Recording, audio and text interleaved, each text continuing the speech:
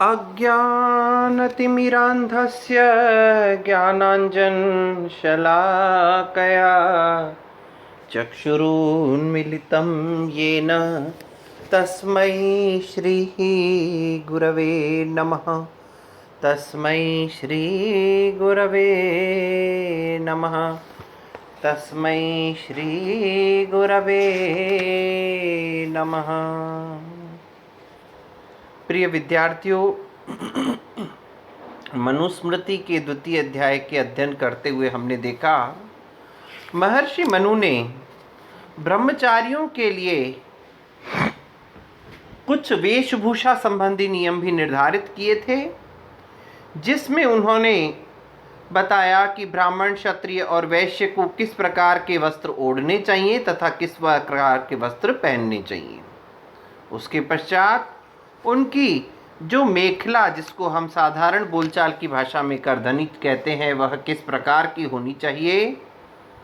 और आज हम देखेंगे कि ब्रह्मचारी के हाथ में जो दंडा रहता है, वह दंड जो है वह किस प्रकार का होता है और उसकी क्या लंबाई होनी चाहिए, उसकी क्या विशेषताएं होनी चाहिए और वह किस किस प्रकार के दोषों से रहित होना चाहिए, इसके विषय में बता रहे हैं।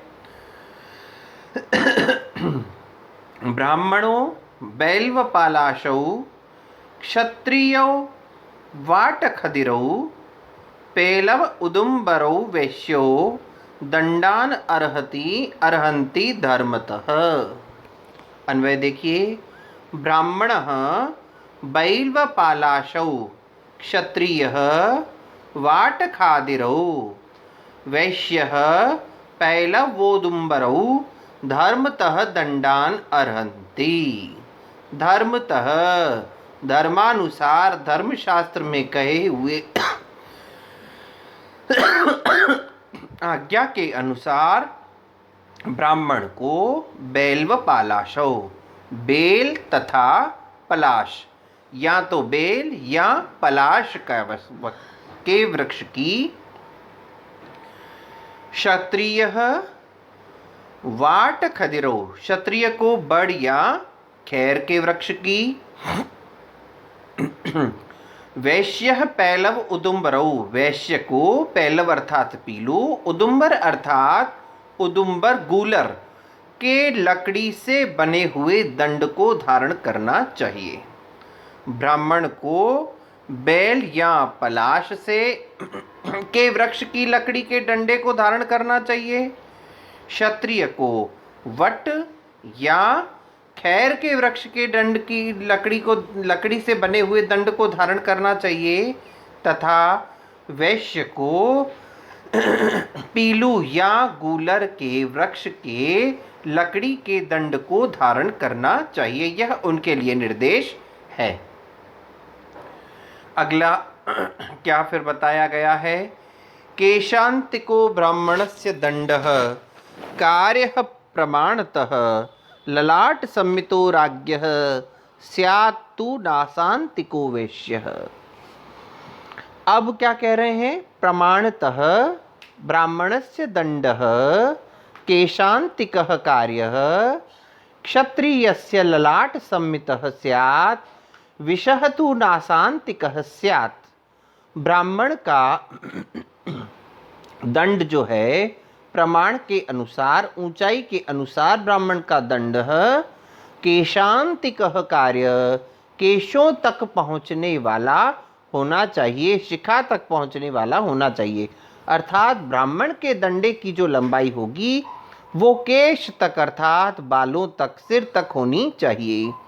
क्षत्रियस्य ललाट सम्मितः स्यात्, और क्षत्रिय जिस दंड को धारण करेगा उसकी लंबाई, उसका प्रमाण ललाट तक होना चाहिए, अर्थात ब्राह्मण से थोड़ा सा छोटा रहेगा। फिर क्या कहा। विषः तु नासांतिकः, और वैश्य का दंड जो है वो नासिका तक ऊंचा होना चाहिए। आपने देखा ब्राह्मण के दंडे की ऊंचाई शिखा तक होती है, क्षत्रिय के दंडे की ऊंचाई ललाट पर्यंत और वैश्य के दंड की ऊंचाई नासिका तक होनी चाहिए, ताकि दूर से ही पता चला जा सके कि सामने जो ब्रह्मचारी आ रहा है वह किस वर्ण से संबंधित है, ब्राह्मण है, क्षत्रिय है अथवा वैश्य है। इसके पश्चात फिर ये भी बता रहे हैं डंडे का किस वृक्ष की लकड़ी के बनने हैं, डंडे की लंबाई क्या होगी और डंडे में क्या विशेषताएं होनी चाहिए और क्या दोष दुर्गुण नहीं होनी चाहिए, उसके विषय में अगले श्लोक में प्रकाश डाल रहे हैं। ऋजवस्तु ते तु सर्वे स्युरव्रणा सौम्य दर्शना अनुद्वेग करा नृणाम सत्वच्चो अनग्नि दूषिता। ते सर्वे तु ऋजवः अव्रणाः सौम्य दर्शनाः नृणाम अनुद्वेगकरा सत्वचः अनग्नि दूषिता। ते सर्वे, वे सब, कौन सब, अर्थात जितने भी हमने अभी दंड का विधान किया गया है वे सभी दंड, इनके चाहे ब्राह्मण हो, चाहे वैश्य हो, चाहे क्षत्रिय अर्थात द्विजों के, वे सभी दंड जो उनके लिए निर्धारित किए गए हैं वे कैसे होने चाहिए, स्युः होने चाहिए। कैसे, तो कह रहा है पहले मनुस्मृति में कहा ऋजवः, कैसे होने चाहिए, ऋजु होने चाहिए, सीधे होने चाहिए।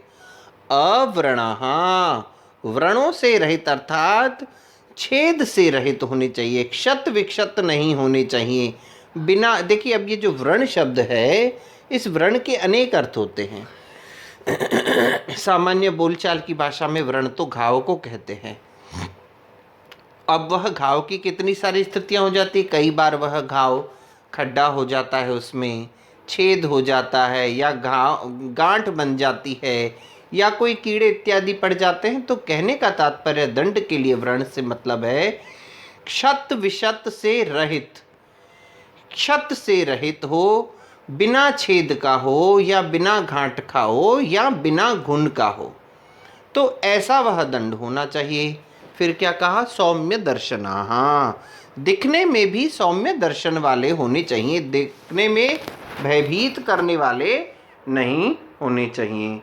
फिर क्या कह रहे हैं, अनुद्वेग कराहा, उद्वेग से रहित होने चाहिए, जो किसी को भी मन में, किसी के भी मन में देखने पर उद्वेग या घबराहट उत्पन्न न करें।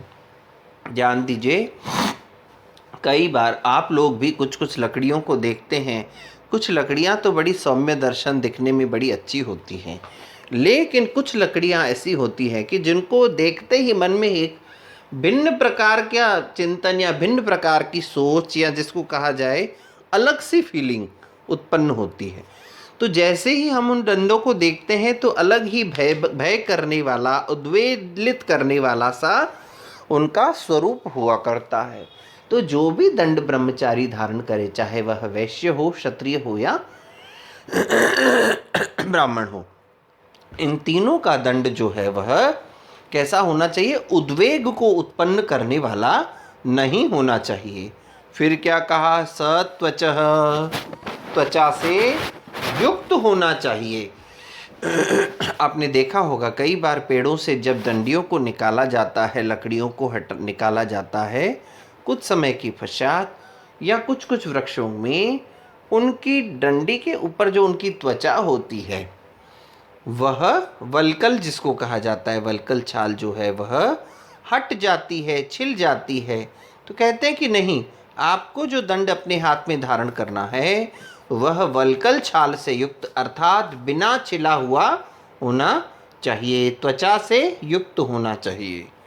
फिर क्या कहा, अनग्नि दूषिता, और यह जो दंड हो वह अग्नि के द्वारा दूषित नहीं होना चाहिए, अर्थात जला हुआ नहीं होना चाहिए। एक बार फिर देखिए इसको, उन ब्राह्मण आदियों के, ब्राह्मण क्षत्रिय वैश्य अर्थात तीनों के, द्विजों के, ते सर्वे, वे सब दंड जो अभी हमने दंड बताए कि गुलुर का बना है या बट का बना है, खेर का बना है, नासिका तक है, मस्तिष्क तक है, या लाट सम्मत है, जो भी निर्धारित किए गए हैं वे सभी दंड ऋजु अर्थात सीधे होने चाहिए, टेढ़े मेढ़े नहीं होने चाहिए। अव्रणा छेद से रहित, गांठ से रहित, घुन से रहित, क्षति से रहित होने चाहिए, बिल्कुल साफ सुथरे सौम्य जिसको कहा जाए। फिर कह रहे हैं सौम्य दर्शन दिखने में भी सुंदर होने चाहिए। अनुद्वेग करा, देखने वाले के मन में किसी भी प्रकार का उद्वेग उत्पन्न करने वाले नहीं होने चाहिए। सत्वचः त्वचा से युक्त अर्थात उनकी जो छाल होती है, वृक्ष की लकड़ियों की जो छाल होती है, वल्कल छाल उससे युक्त होने चाहिए अर्थात छीले हुए नहीं होने चाहिए।